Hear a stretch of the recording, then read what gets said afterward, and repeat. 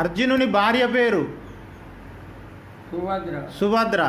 సుభద్ర కృష్ణునికి ఏమవుతుంది? చెల్లెలు. ఇప్పుడు ఈ అర్జునుని కొడుకు పేరేంటిది? అభిమన్యుని ఎందుకు చంపుతారు యుద్ధంలో? అభిమన్యుని యుద్ధంలో చంపేస్తారా? అభిమన్యుని యుద్ధంలో రాజు చక్రవర్తి దొంగ చంపేది.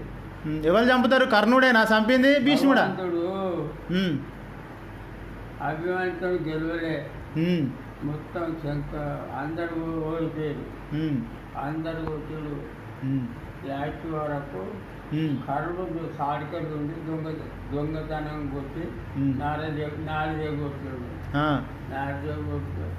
అందరూ ఓడిపోయి చంపారు. అందరూ